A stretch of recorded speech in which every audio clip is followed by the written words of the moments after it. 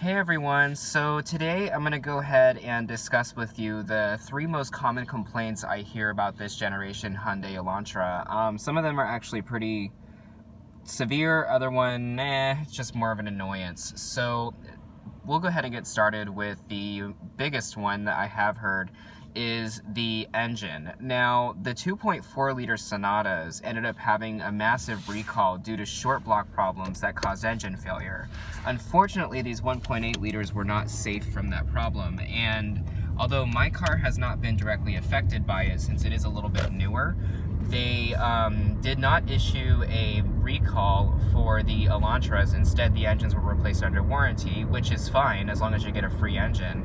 However, if this were to happen again and you're out of your warranty, then you are pretty much SOL. So, the 1.8 liters did have some short block problems as well, maybe not as severe. It's kind of like the 6th generation Honda Accord, where the V6 had most of the transmission issues, but the 4 cylinders were also very prone to failures. And I know that because I did own a 2000 Honda Accord that did have transmission problems. So I can vouch for that, and unfortunately it does suck. However, my transmission went out very late into the car's life. It was already 180,000 miles on the original, so I actually got pretty lucky. But these engines are not safe from short block problems, so if you do have a 12 and 13, your car was affected the most. I do have a 2015, so they may have fixed it for my particular model. Now, moving into the second complaint, it would have to go to the suspension. Now, this car actually feels very stable to me, especially in the windstorm yesterday. This car actually feels very planted.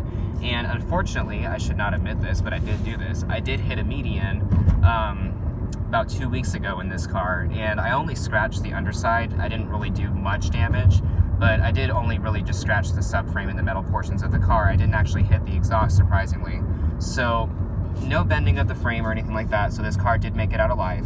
But basically what I wanted to discuss was the suspension issues that people have had, mainly with the 2013 models.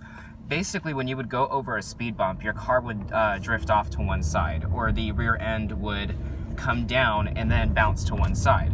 Now, this car I have not had that issue with. The reason being is that, again, they may have fixed it for this particular year, and I mean, in order for a car to do that, I mean, something's got to be already broken. So those of you guys who were complaining about it and Hyundai did not do anything, Hyundai is definitely full of SHIT when it comes to that, because there's no way a car should be drifting off unless if there's a component of your suspension that is actually broken. So this car does not have that issue. It's actually very planted and very straight.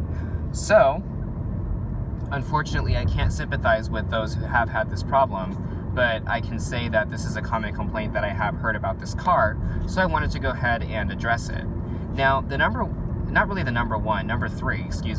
three complaint would have to go to the gas mileage. Now, the fuel efficiency of the engine is absolutely awesome. I'm getting 29 to 30 miles a gallon in the city, and I can definitely vouch for great efficiency. However, I cannot vouch for great gas mileage. The reason being is that these tanks are very small. They are only 12 gallons. So if you drive a lot of city, you're going to see your gas tank going down pretty quickly, although your engine is being very efficient about it.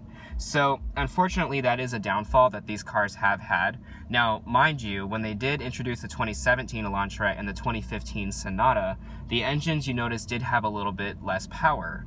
If you notice now, the brand new Hyundai Accent, the 2018 models, they do have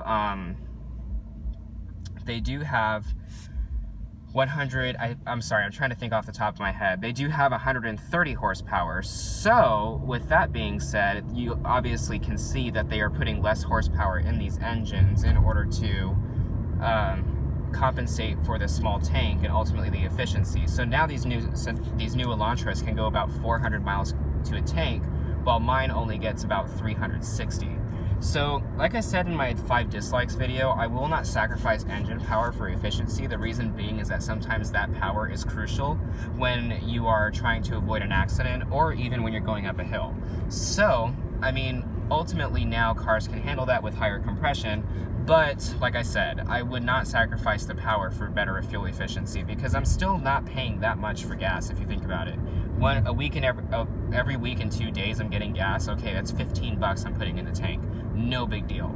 However, like I said, it can get a little bit aggravating when you're filling up so much, but again, it's one of those things where, you know, you're gonna have to kind of deal with it when you buy this car.